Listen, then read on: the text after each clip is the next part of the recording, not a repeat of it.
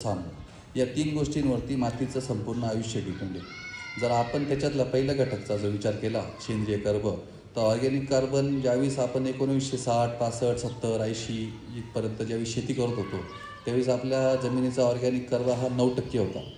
पण मागच्या 10 वर्षापासून आता शेतकरी सॉईल टेस्टिंग ॲनालिसिस जे करतात त्याच्यामध्ये जर आपण मातीचा ऑर्गॅनिक कर्ब सेंद्रिय कर्ब जर चेक केला तर 0.3%. जो 0.3%पेक्षा जो आपला मातीचा जो कर्ब कमी झालेला आहे 0.3 ते 0.4% जर आपल्याला 0.1% जर वाढवायचा असेल तर आपल्याला 38 वर्ष लागतात. तसं नॅचरली बघितलं तर त्याच्यामुळे जमिनीचा डे बाय डे ऱ्हास व्हायला आणि ती सुपीकता जी आपण टिकून ठेवायला हवी ती नापिकतेकडे झुकू राहिली. त्याच्यामुळे आपण तुरीचं उत्पादन, तुरीचं एक्झाम्पल देतो मी. तुरी आपण 15 क्विंटल 18 क्विंटल जी काढत होतो जी 185-90 दिवसामध्ये येणारी ती आज 4 क्विंटल 5 क्विंटल 6 क्विंटलच्या वरती जाऊन राहिली. खर्च हा 3 ते 4 पटीने वाढलेला आहे, पण उत्पन्न आपलं त्याच्या निम्म्याहून कमी झालेलं आहे. हा एक विचार करण्याची बाब आहे.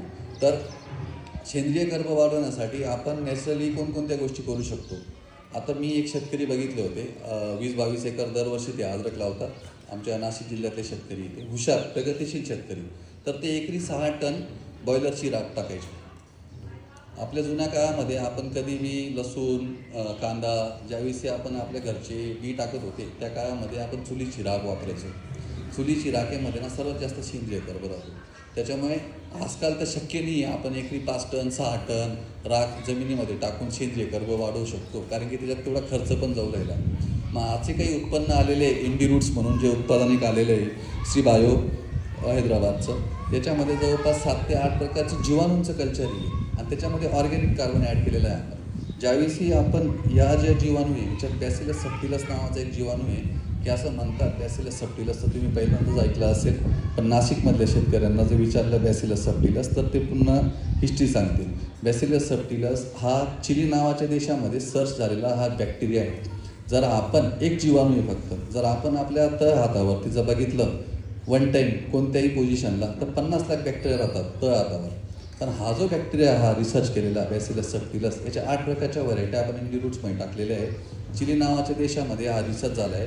तिथे -40°C सुद्धा द्राक्षाची क्रिम्सन नावाची व्हरायटी ही चांगल्या प्रकारे ग्रो करतात आणि 70% जगाला ते सप्लाय करून राहिले. म्हणजे त्या मनींवरती द्राक्षाच्या मनींवरती अक्षरशः बर्फ तयार होऊन जातो. पण तो बॅसिलस सबटिलसचं त्या ठिकाणी ॲप्लिकेशन केल्यामुळे तिथे कोणत्याही प्रकारचा करपा कूज वगैरे काही येत नाही.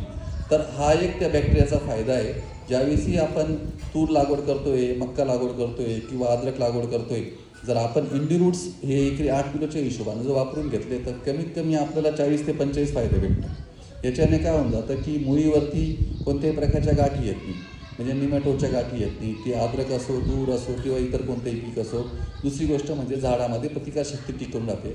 तिसरी गोष्ट म्हणजे जर आपल्या जमिनीला क्षार जास्त असतील तर क्षारची संख्या इंडी रूटच्या माध्यमातून कमी होऊन जातं. त्यानंतर झाडामध्ये प्रतिकारशक्ती धरून ठेवण्याची शक्ती इंडी रूटच्या माध्यमातून निर्मिती होऊन जातं. आता बेसल डोसमधून काही शेतकऱ्यांनी जर ॲप्लिकेशन नाही घेतलं तर याचं आपण ड्रिपच्या माध्यमातून बी देऊ शकतो. पण आपण जी तूर लागवड करत असतो 3.5x3 किंवा 4x4च्या हिशोबाने त्या ठिकाणी आपल्याला ड्रिपने ॲप्लिकेशन करता येत नाही. मग अशा वेळेस आपण इंडी रूट्स 200 लिटर पाण्यामध्ये एक नायलॉनची जी बाजाराची पिशवी राहते तिला तिच्यात टाकून जर नुसतं आपण त्याच्यामध्ये नुसतं हलवलं जरी फक्त अर्धा ते 1 किलो चोथा निघेल आणि ड्रिपने सुद्धा आपल्या इथं ॲप्लिकेशन करता येईल. अतिशय सुंदर रिपोर्ट भेटतात याचे. आणि ऑर्गॅनिक कार्बन कमी व्हायचं कारण म्हणजे काय, जो मोठ्या प्रमाणामध्ये आपण रासायनिक खतांचा वापर हा डे बाय डे करतोय मागच्या जवळपास 40-50 वर्षापासून, त्याच्यामुळे आपल्या जमिनीचा जो पोत म्हणतो आपण मराठी भाषेमध्ये तो पोतची घसरण होऊ राहिली. कारण की याच्यात काय आहे की जे खतं आहेत आपले जे आपण 1965 पासून दिलेले, फक्त थोडंसं कॉन्सेप्च्युअली सांगून देतो मी.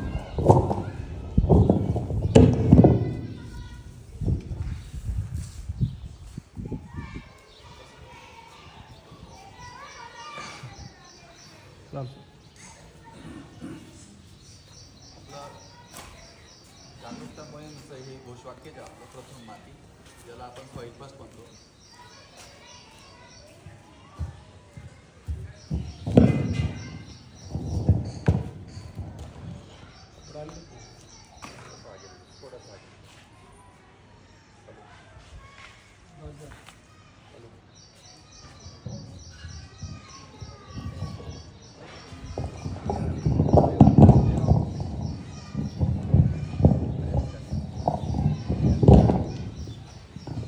हॅलो हॅलो ही जी माती आहे याच्यात मेजरली 3 घटक आहे. हा जो आपण पहिला ओसी म्हटला याला आपण सेंद्रिय गर्भ म्हणतो.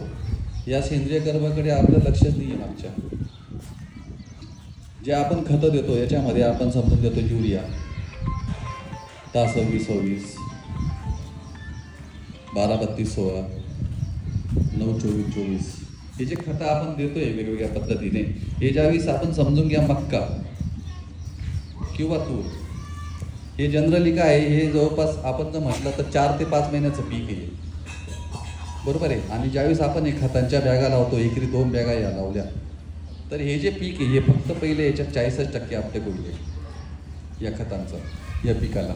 जे दुसरं पीक आपण लावणार आहे याच्यामध्ये समजून घ्या गहू लावला तुम्ही, कोणी कांदे लावतं, कोणी हरभरा लावतं, मग त्यावेळेस हे 30% आपटे होतं. आणि याच्यातलं जे 100% होतं प्रत्येक कोणीमधलं, याच्यातला जो 30% उरलेला आहे त्याचे दगडं बनतात खाली जमिनीमध्ये. ते 4 प्रकारचे दगड आपल्या जमिनीमध्ये प्रत्येकाच्या जमिनीमध्ये तयार झालेले आहेत. त्याच्यामध्ये नायट्रेटचा दगड असतो, कार्बोनेटचे दगड आहे, सोडियमचा दगड येतो आणि फॉस्फेटचे दगड तयार होतात, जे लोक DAP 12-32-16 वगैरे वापरत असतात. आता हे जे दगड आहेत हे दगड वर्षानुवर्षापासून तयार होऊ राहिले आपल्या जमिनीमध्ये, कारण की आपण दरवर्षी खते लावू राहिलो. या दगडांचं विघटन नॅचरली फक्त एकच वस्तू करू राहिली, ती म्हणजे पाऊस. जे पाऊस पडतं, पावसाच्या पाण्यामध्ये ना सल्फ्युरिक ॲसिड असतं.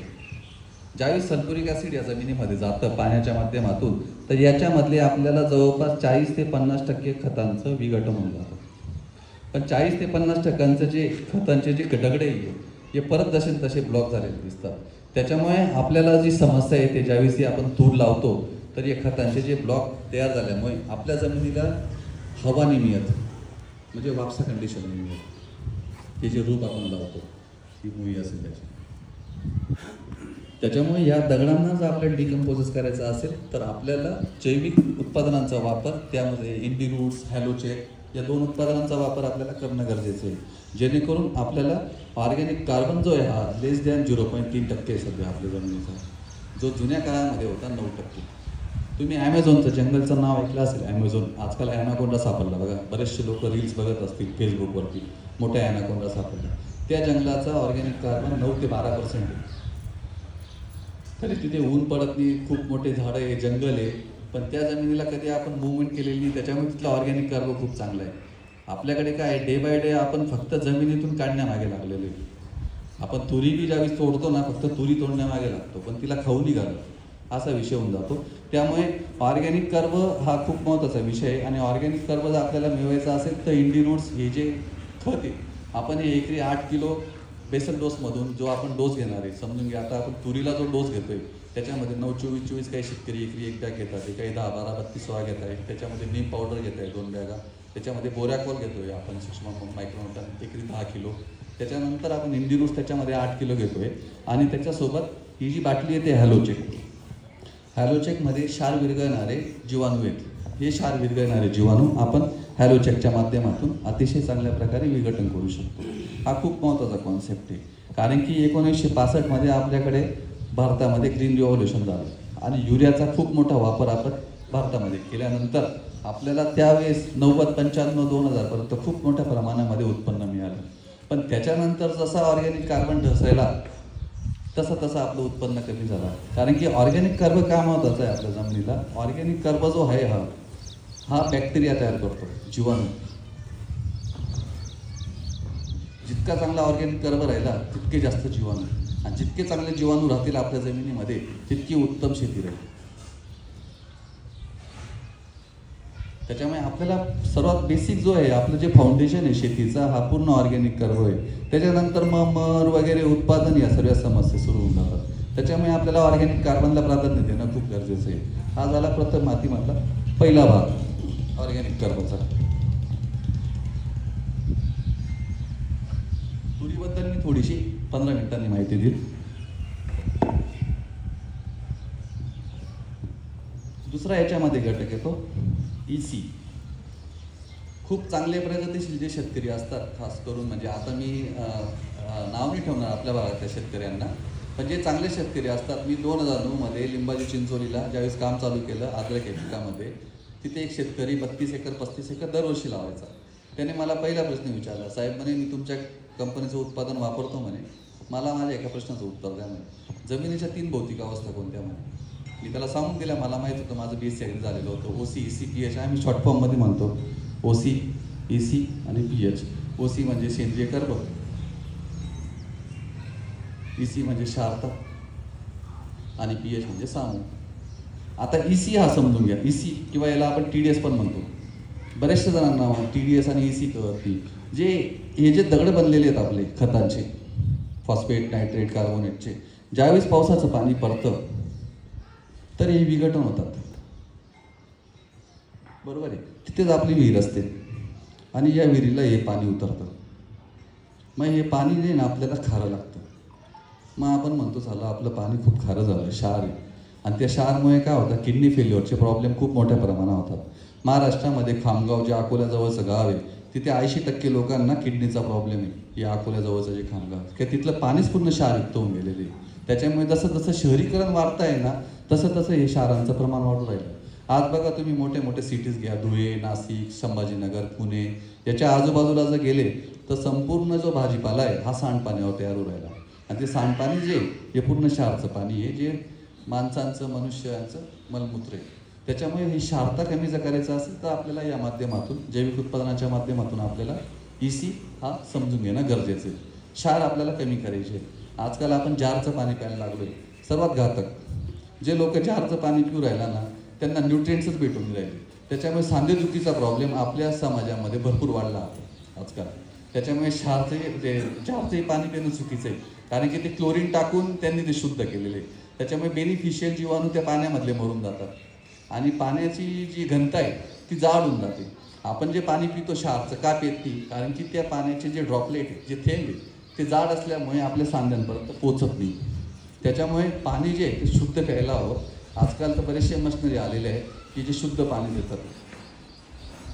तर आपल्याला ही इलेक्ट्रिकल कंडक्टिव्हिटी म्हणा किंवा टोटल डिझॉल्व्ह सॉलिड ही कमी करायची. त्यानंतर आपला तिसरा जो याच्यामध्ये घटक आहे, त्याच्यामध्ये तिसरा घटक आहे जमिनीचा pH.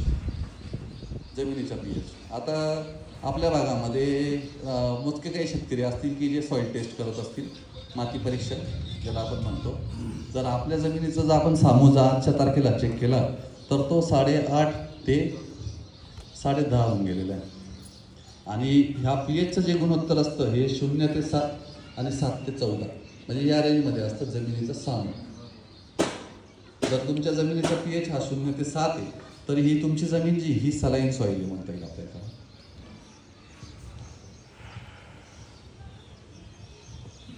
आणि ही 7 ते 14 जो pH आहे हिला आपण जमीन म्हणतो अल्कलाईन, आम्लधर्मीय म्हणतो. ज्यावेळी आपला pH हा वाढून जातो, आपण जे फवारणीमधून या 8.5चं pHचं जर पाणी घेतलं फवारणीला तर आपल्याला 100% रिपोर्ट भेटत नाही.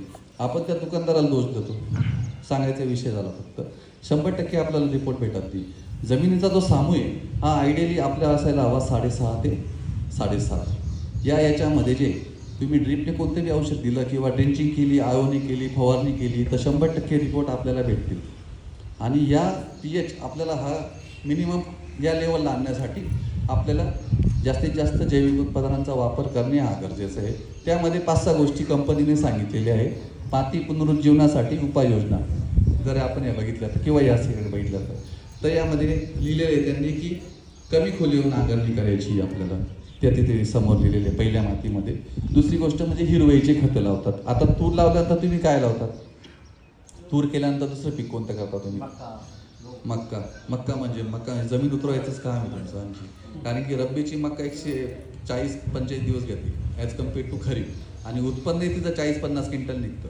जर बिहार आणि UP गेलं तिथे 180 दिवस, 170 दिवसात, पण ते उत्पन्न बी 60 क्विंटल 70 क्विंटल निघेल. त्याच्यामुळे रब्बीला शक्यतो मक्का करत नका जा. रब्बीला मक्का केल्यामुळे जमीन जास्त उतरून जाते कम्पेअर्ड टू खरीपपेक्षा. त्याच्यामुळे हिरवळीचे खतं आपल्याला जर टाकून घेतले जमिनीमध्ये, कर्ब, इलेक्ट्रिकल कंडक्टिव्हिटी आणि pH जर मेंटेन करायचं असेल तर हिरवळीचे खते, ताक, दहीच्या हे लागवड केल्यानंतर ज्यावेळेस फुलोऱ्यामध्ये येतात तर त्याच वेळेस ते जमिनीमध्ये मोडून टाकणं गरजेचं आहे. तिसरा याच्यामध्ये पॉईंट आहे पिकांची फेरपालट. पिकांची फेरपालट म्हणजे तुम्ही तुरीवरती तुरी लावलेली असते बऱ्याचशा शेतकऱ्यांनी, आणि सेकंड इयरला आपल्याला मरीचा प्रॉब्लेम हा जास्त येऊन जातो. कारण की त्या ठिकाणी जी पहिल्या वर्षी तूर लावलेली आहे किंवा जी पहिल्या वर्षी तुम्ही अद्रक लावलेली जमिनीमध्ये मोठ्या प्रमाणामध्ये फंगस तयार होऊन जाते. आणि त्याच्यानंतर तुम्ही परत ओलाव्यामध्ये म्हणजे ऑक्टोबर नोव्हेंबरमध्ये जमिनीला ओलावा असल्या त्यावेळेस आपण मक्का पण करतो. म्हणजे जमिनीला कंटिन्यू ओलावाच आहे तुमचा जानेवारी फेब्रुवारी मार्चपर्यंत. आणि 1.5-2 महिन्यात तर या वर्षी तर आपला मेमध्ये पाऊस पडून गेला, अजूनसुद्धा लोकांची रानं तयार नाही आहे. म्हणजे सोलरायझेशन जे म्हणतो का की जमीन ही तापली गेली पाहिजे 1 ते 1.5 महिना, ती प्रोसेसच नाही राहिली आपल्याकडनं. जे लोक 12 महिने शेती करतात त्यांच्या रानांना सर्वात जास्त फंगसचा प्रॉब्लेम आहे, सर्वात जास्त बुरशीचा प्रॉब्लेम आहे, सर्वात जास्त मरचा प्रॉब्लेम आहे त्या ठिकाणी. त्याच्यामुळे आपल्याला जमिनीचा pH हा 7.5 ते 8.5 असणं फार गरजेचं आहे. हे 3 घटक खूप महत्त्वाचे आहे. ज्याच्यामध्ये एक चौथा पॉईंट आहे पशुधन एकत्रीकरण. पशुधन एकत्रीकरण म्हणजे आजकाल शेतकरी जोडधंदा करतो, गाई म्हशी वगैरे ठेवतोच, आणि त्याच्यातून जे शेणखत वगैरे आपल्याला भेटतं त्याचा चांगला वापर करायला हवा. फक्त मी एकच गोष्ट सांगेल याच्यामध्ये, जो आपला पशुधन एकत्रीकरणमध्ये हा खूप महत्त्वाचा पॉईंट आहे आपल्याला. आपण जो शेणखताचा उकडा मारतो ना, याच्यामध्ये आपण पालापाचोळा बी टाकतो आणि काडी कचरा बी टाकतो, बरोबर आहे. तर हे शेणखत जे आहे, शेणखत 2 पद्धतीने तयार होतं. एक प्युअर शेणखत, फक्त शेणच टाकलेले आहे त्या उकड्यामध्ये, त्याच्यामध्ये जो आहे तुमचा CH2 रेशो जो आहे हा 10:1 हा मेंटेन राहतो. पण ज्या शेणखताच्या डिगामध्ये पालापाचोळा आहे तिथला शेणखत आहे, तिथला CH2 रेशो जो आहे हा 60:1 असतो. म्हणजे कार्बन हे नायट्रोजनच्या गुणोत्तरामध्ये हा कार्बनचं प्रमाण खूप जास्त होऊन जातं, आणि हा जास्त झाल्यामुळे आपलं जो विघटन झालं पाहिजे, डिकम्पोजिशन झालं पाहिजे, ते आपल्याला प्रॉपर मिळत नाही. आपण म्हणतो मी एकरी 5 ट्रॅक्टर शेणखत वापरलं, पण ते चुकीचं शेणखत आहे. शेणखत हे प्युअरच पाहिजे की ज्याचा कार्बन टू नायट्रोजन जो रेशो आहे हा 10:1 असायला हवा. आणि हा काडी काला पालवा पाचवा जो आहे ना, म्हणजे हे कार्बोहायड्रेट्स आहे. म्हणजे जसं आपण तांदूळ खातो, राईस खातो, राईस खाल्लं म्हणजे काय कार्बोहायड्रेट्सच खातोय. तर हे पालापाचोळ्यामधून की त्याला कार्बोहायड्रेट भेटतं, तर हे गुणोत्तर चुकून जातं. त्याच्यामुळे जो बी तुम्ही ढीग मारतात शेणखताचा, तर प्युअर शेणखताचा ढीग मारा.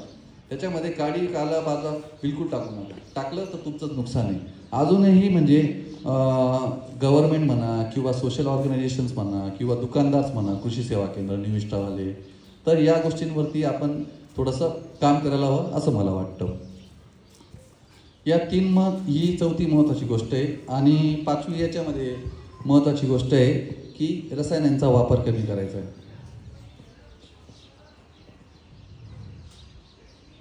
रसायनांचा वापर म्हणजे काय की आजकाल आपल्याकडे मर आली की आपण वेगवेगळ्या प्रकारचे औषधं सोडतो. त्याच्यामध्ये मेटालेक्झिल, ॲलिएट, M45, 22T, काही लोक सोडतात. त्याच्यामध्ये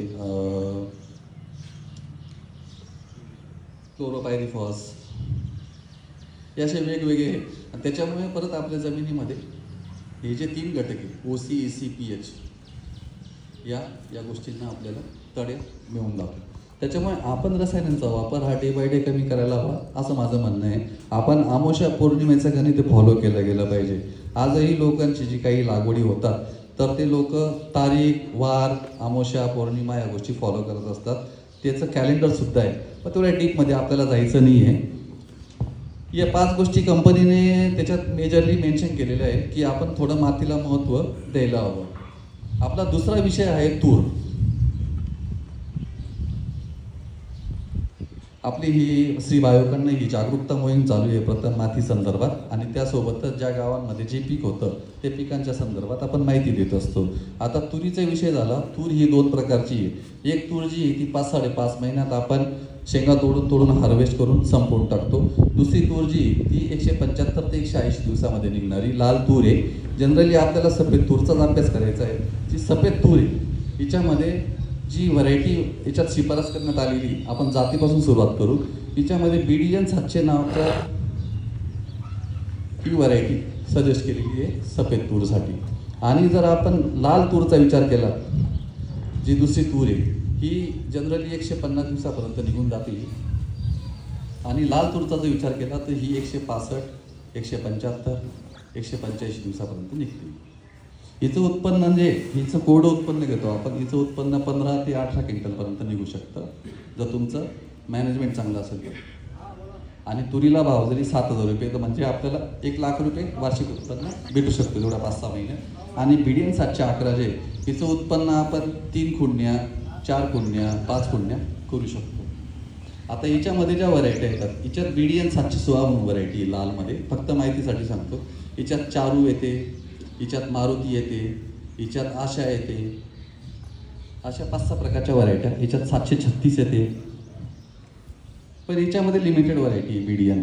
जरी एखाद्या शेतकऱ्याने बियाणं म्हटलं की माझं बी मागच्या वर्षी चांगलं आलं तर ती हीच व्हरायटी 711, फक्त ती प्रपोगेशन केलेली, हे समजून घ्या.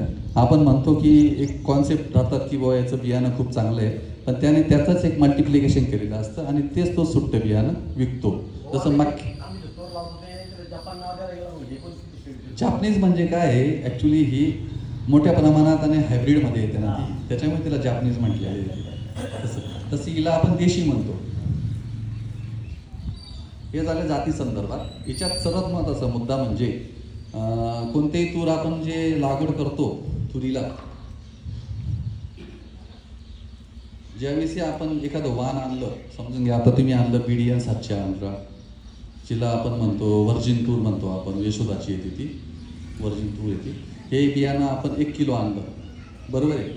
तर तुम्हाला मरचा प्रॉब्लेम एकदा आत्ताच क्लिअर करून देतो. मर आपल्याला 60, 70, 80 दिवसानंतर दिसते, पण मरीचा जो प्रॉब्लेम आहे हा पहिल्या दिवशी स्टार्ट होऊन जातो आपण लागवडीच्या दिवशीच. कारण की आपण त्याला सीड ट्रीटमेंट करत नाही, बीज प्रक्रिया करत नाही. ऑलरेडी काय आहे, जो पॅक येतो कंपनीचा, बरोबर आहे, समजून घ्या हा ही व्हर्जिन तूर आहे यशोदाची. हिला ऑलरेडी आपण ज्यावेळेस खोलतो तर या दाण्यांना ऑलरेडी लाल कोटिंग केलेली, बरोबर आहे. ही थायरमची कोटिंग आहे.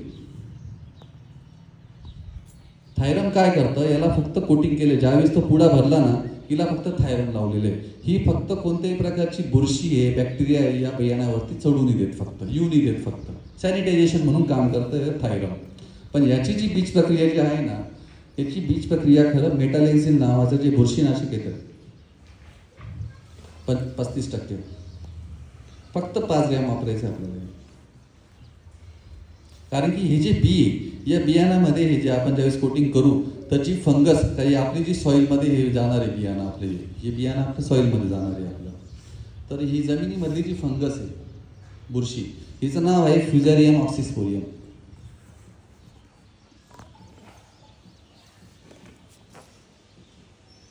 ही फंगस पहिल्याच दिवशी हिला चिटकून जाते. त्याच्यामुळे आपण या औषधाची जर वेळेस कोटिंग करतो, 5 ग्रॅम, फक्त 5 ग्रॅम घ्यायचं आहे 1 किलो बियाणाला, याची कोटिंग करून घ्यायची आहे. कोटिंग केल्यामुळे आपल्याला 100% या जमिनीमधून ज्या बुरशी चालतात बियाण्यामध्ये, फ्युझारियम ऑक्सिस्पोरियमच मेजर आहे की ही हिला 100% म्हणण्यापेक्षा 95% तरी कंट्रोल आपल्याला मिळून जातो. त्याच्यामुळे आपल्याला बियाण्याची बीज प्रक्रिया करणं गरजेचं आहे. ते घरव बियाणं असेल किंवा कंपनीचं बियाणं असेल, कंपनीच्या बियाण्याला फक्त थायरम लावलेले आहे, ते आज फक्त प्रोटेक्टर म्हणून काम करतं. पण जर आपल्याला फ्युझारियम ऑक्सिस्पोरियम जी मर ही येऊ द्यायची नसेल तर आपल्याला सुरुवातीलाच बीज प्रक्रिया ही करावं लागणं ही गरजेचं आहे आपल्याला. ही ॲक्च्युली बीज प्रक्रिया केल्यानंतर त्याला थोडंसं हवेमध्ये थोडं सुकू द्यायचं पंख्याच्या हवेखाली, नंतर मग त्याची लागवड ही करायची. फ्युझारियम ऑक्सिस्पोरियम हा मरचा सर्वात स्टार्टिंग पॉईंट आहे, त्याच्यामुळे बीज प्रक्रिया ही गरजेची आहे आपल्याला.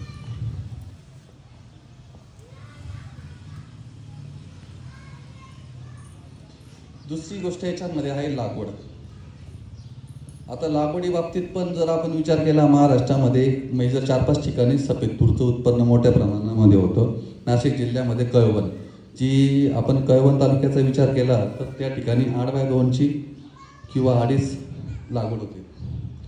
जर त्याच ठिकाणी आपण हिंगोली आणि नांदेडमध्ये, कारण की तो हैदराबाद ॲडजॉइनिंग भाग आहे, त्यामुळे त्या ठिकाणी बी चांगल्या प्रकारे डिमांड असते. त्या ठिकाणी लोक 4x4 किंवा 5x5 किंवा 6x2 किंवा 8x2 या पद्धतीमध्ये लावतात. आपण संभाजीनगरमध्ये खास करून आपल्या गावाचा विचार केला तर आपण 3.5x3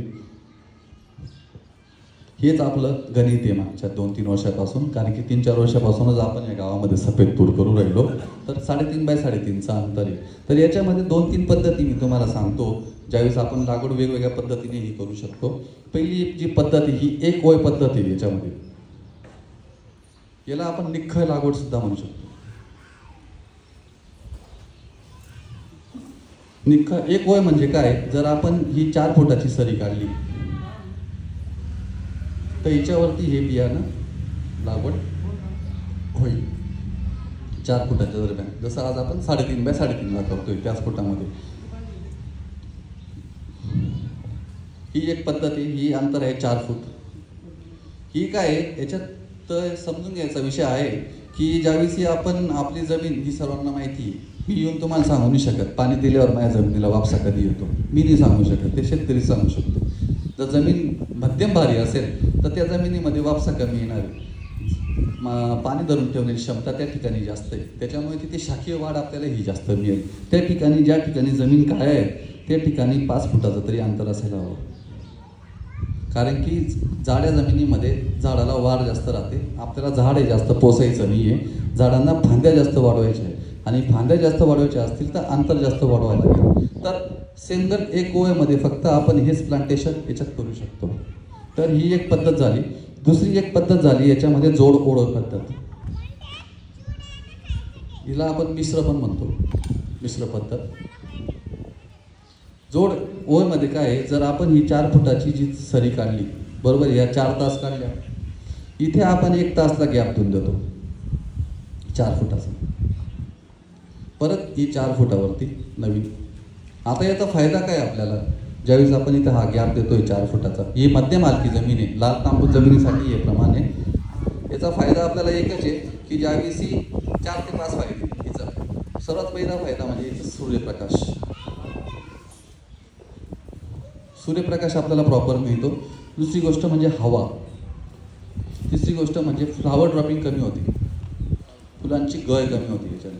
आणि चौथा याचा एक फायदा आहे, मशागत करण्यासाठी आणि फवारणी करण्यासाठी सोपी पद्धती. त्याच्यामुळे आपल्याला कॉम्पिटिशन वाढवायची आहे.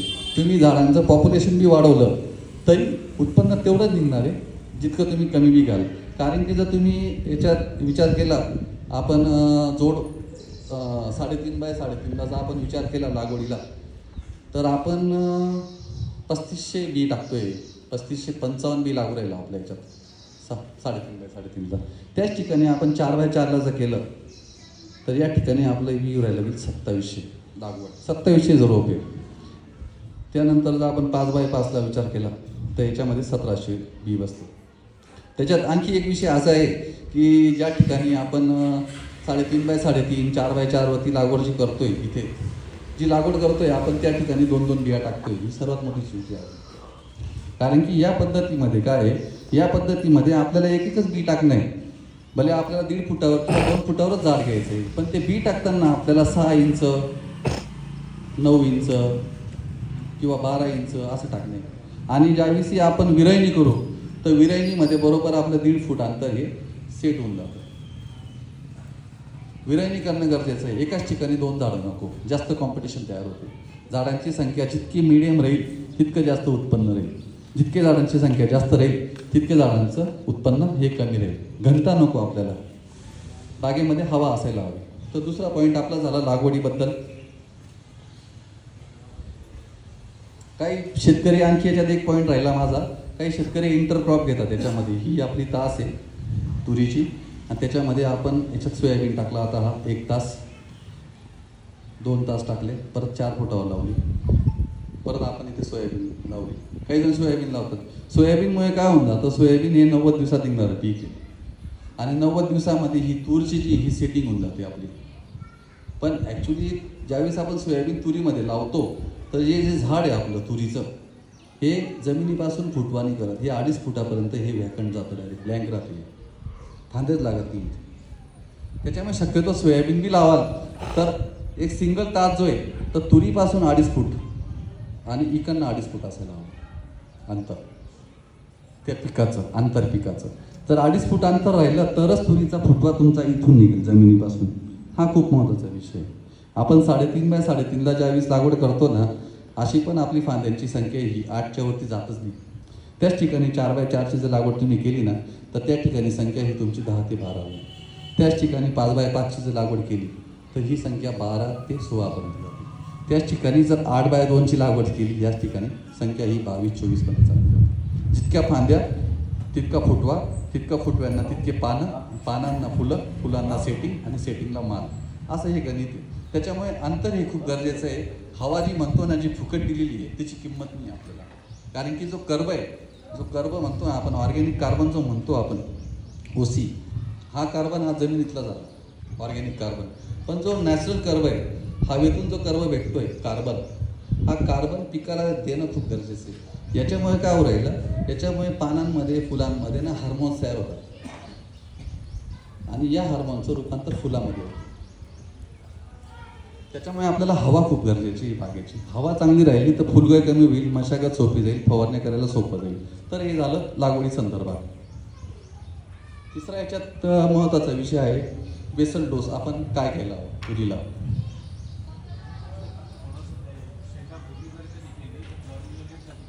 नाही, सांगतो मी तुम्हाला.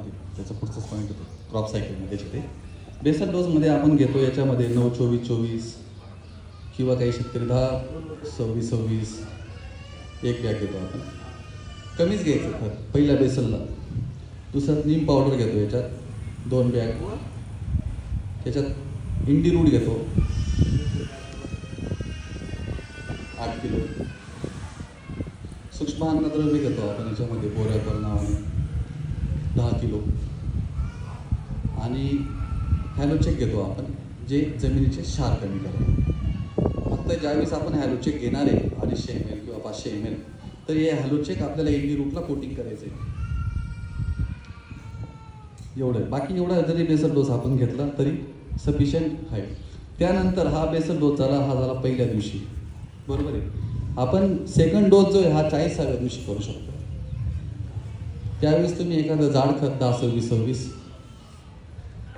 किंवा 12-32. आणि तिसरा जो डोस आहे हा 70व्या दिवशी करायचा आपल्याला. त्यावेळेस आपल्याला 18-46 लावायचं आहे. फॉस्फरसची मात्रा आपण जास्त ठेवतो 70व्या दिवशी. कारण की जर आपण याच्यात जर क्रॉप सायकलचा विचार केला, तुरीची क्रॉप सायकल सांगतो मी फक्त शॉर्टमध्ये.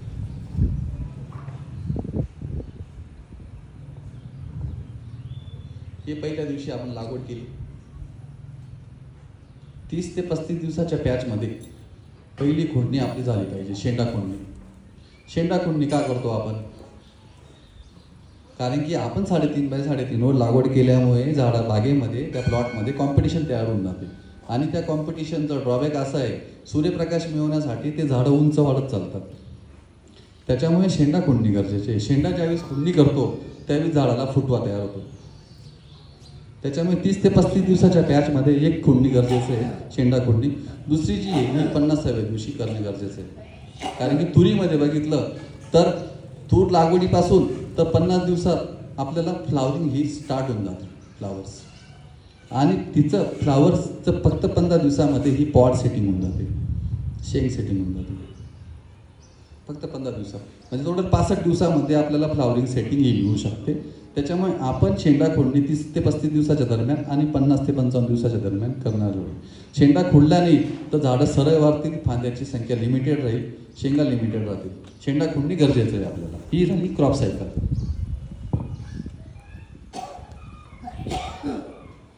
त्यानंतर पुढचा जो पॉईंट आहे आपला शाकीय वाढ आणि दुसरी आहे लैंगिक वाढ. शाकीय वाढ म्हणजे काय? जी आपण पहिल्या 50 दिवसामध्ये झाडाला जर ॲप्रोप्रिएट ब्रांचेस बनवल्या, कमीत कमी 8 ते 10 तरी ब्रांचेस त्याच्या असायला हव्या. झाड हे व्यवस्थित कॅनोपी वाटायला हवं. जसं आपण लिंब बाबूचं झाड जर म्हटलं तर एक खोडावरती झाड आहे, पण त्याचं कॅनोपी खूप छान पद्धतीने डेव्हलप होते 50 दिवसात. लैंगिक वाढ जर म्हटलं तर ही बरोबर आपल्याला 50 ते 65, 75, कारण की तशी जशी सेटिंग तोडतो तशी तशी ही फ्लावरिंग ही वाढत चालते. त्याच्यामुळे लैंगिक वाढ ही गरजेची. शाकीय वाढ आणि लैंगिक वाढ हे 2 महत्त्वाचे घटक आहे कोणत्याही पिकामध्ये. एक ठराविक एजपर्यंत आपण शाकीय वाढ करणं गरजेचं आहे, त्याच्यानंतर लैंगिक वाढ ही गरजेचं राहते. आणि शाकीय वाढ होण्यासाठी आपण उत्पादनांचा वापर करतो. त्याच्यामध्ये ऑर्गॅनो गोल्ड म्हणून एक जैविक मल्टीफंक्शनल बॅक्टेरिया आहे, ती आपण 50 ग्रॅम घेतो. एक तर ड्रिपच्या माध्यमातून बी तुम्ही देऊ शकता, प्लस त्याच्यामध्ये सी प्लॅटिना, ज्याच्यामुळे पानांची लांबी आणि कॅनोपी ही चांगली राहते. 500 ml 200 लिटर पाण्यामध्ये. शाकीय वाढ अतिशय चांगल्या पद्धतीने होते. जर तुम्हाला शेंडा स्टॉप करायचा आहे तर शेंडा स्टॉप करण्यासाठी बीटी गोल्ड नावाचं औषध येतं.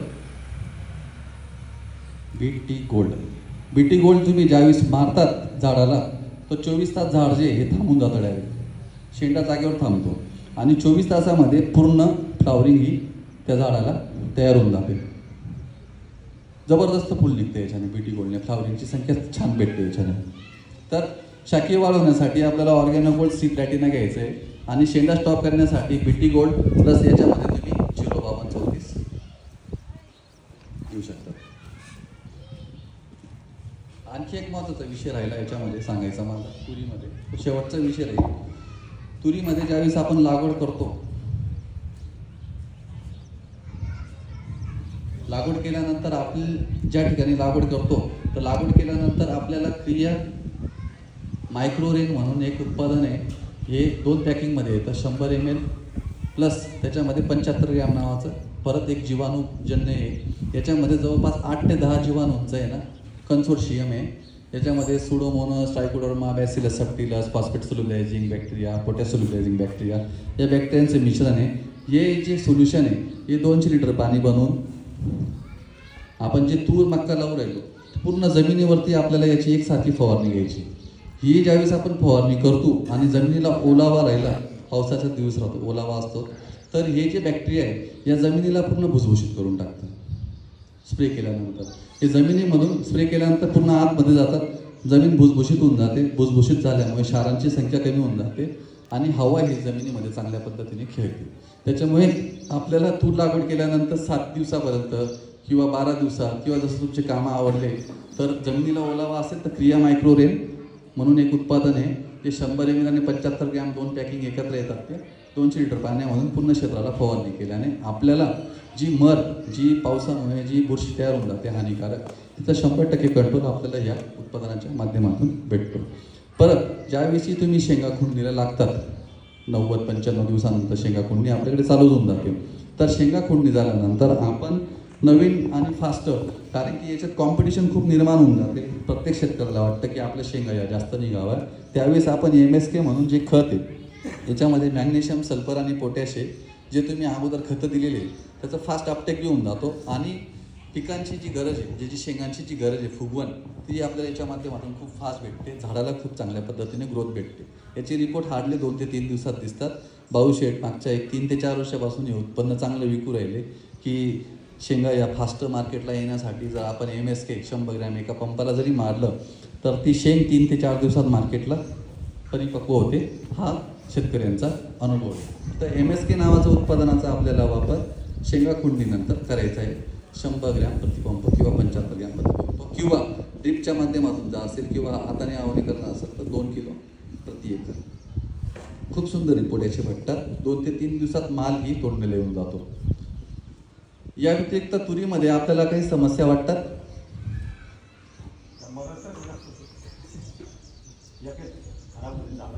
मरीचा जो प्रॉब्लेम आहे ना तो बियाण्याचाच प्रॉब्लेम आहे मेजर. एक तर बियाण्याचा प्रॉब्लेम, दुसरी गोष्ट म्हणजे पाऊस पडल्यानंतर आपल्या जमिनीमध्ये जी बुरशी तयार होते त्यासाठी फवारणी आपल्याला पूर्ण जमिनीवरती करणे गरजेचं आहे. लागवड केल्यानंतर आपण 15 ते 20 दिवसाच्या पॅचमध्ये फुटवा आणि पांढरी भुई जास्त येण्यासाठी खालून आपण रायझोझेन 100 ग्रॅम आणि हॅलोचेक म्हणून हे 2 औषधांची ड्रेंचिंग करतो. याच्याने खूप चांगल्या पद्धतीने फुटवा, पांढऱ्या मुळींची वाढ, जे अन्न घटक जमिनीमध्ये पडलेले आहे त्याचा आपटेक हा चांगला होऊन जातो आणि रायझोजेनचे आपल्याला 9 ते 10 फायदे भेटतात. पांढऱ्या मुळीची वाढ, पांढऱ्या मुळीची लांबी होणे, फॉस्फरसचा आपटेक होणे, सूक्ष्म अन्नद्रव्य हा चांगल्या पद्धतीने आपटेक होऊन जातो. त्यानंतर स्ट्रेस कंडिशनमध्ये जर पाणी कमी पडलं तर रायझोजेनमुळे त्या गाठी ज्या तयार झालेल्या असतात, मुळीला गाठी तयार होतात, पाण्याच्या गाठी असतात त्यावेळेस ते पाणीसुद्धा उपलब्ध करून देतं. तर त्याच्यामुळे आपल्याला या 2-3 औषधांची ड्रेंचिंग करण्याची गरज आहे. तसं आमचं शेड्यूल बनवायचं चालू आहे. आपली मीटिंगचे नंबर्स वगैरे घेतलेले जे व्हॉट्सॲपला म्हणा किंवा ग्रुपला तुरीबद्दल शेड्यूल येतच. अद्रक पण पीक आहे का आपल्याकडे? अद्रक पीक लावलेली का? अद्रकबद्दल सांगू का माहिती? तुरीबद्दल झाली का क्लिअर सर्वे?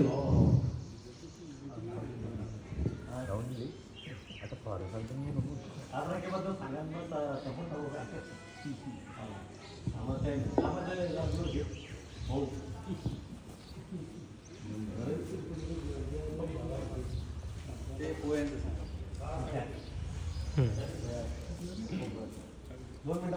लाईव्ह चालू आहे? नाही लाईव्ह नाही ना? नाही. कट कर. त्यात नंबर आहे पाहिजे योगेश गोगे म्हणून, त्यांना 100 प्लेट